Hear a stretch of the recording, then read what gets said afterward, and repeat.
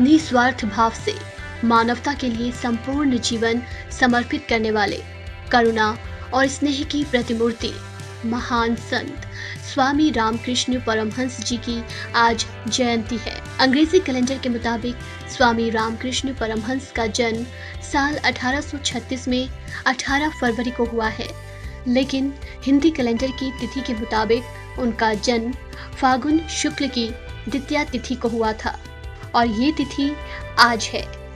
रामकृष्ण परमहंस जी के बचपन का नाम गदाधर चट्टोपाध्याय था। पिता का नाम खुदीराम और माता का नाम चंद्रमणि देवी था।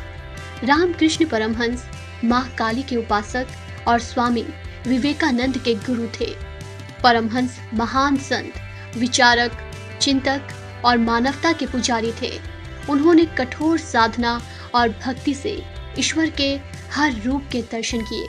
उन्होंने हमेशा लोगों से एकजुट होकर रहने और सभी धर्मों का बराबर सम्मान करने की अपील की। रामकृष्ण परमहंस मानवता के पुजारी माने जाते हैं, जिन्होंने अपने जीवन काल में हर धर्म के लोगों की मदद की।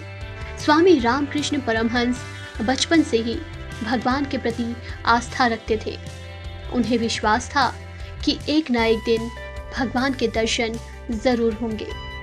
ईश्वर के प्रति भक्ति और साधना के कारण वो इस निष्कर्ष पर पहुंचे कि सारे धर्म समान हैं। वो ईश्वर तक पहुंचने के भिन्न भिन्न साधन मात्र हैं। उन्होंने हमेशा सादगीपूर्ण जीवन बिताया और भगवान की कठोर आराधना की। रामकृष्ण परमहंस बचपन से ही मां काली के भक्त थे। कहा जाता है कि ये दिन रात माता काली की ही पूजा में लीन रहते थे। यही नहीं, महज 17 साल की उम्र में उन्होंने अपने घर का परित्याग कर अपना समस्त जीवन मां काली को सौंप दिया।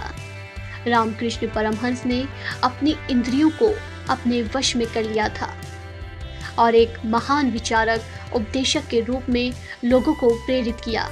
यही नहीं, उन्होंने मूर्ति पूजा को व्यर्थ बताते हुए निराकार ईश्वर की आराधना की बात की।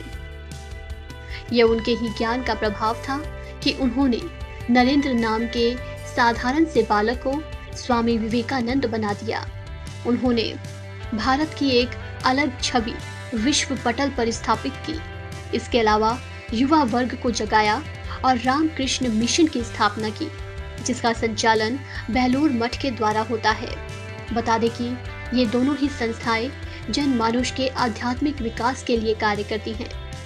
गौरतलब है कि 16 अगस्त 1986 को रामकृष्ण परमहंस की मृत्यु हुई थी। स्वामी रामकृष्ण परमहंस को आज भी करोड़ों लोग अपना आदर्श मानते हैं।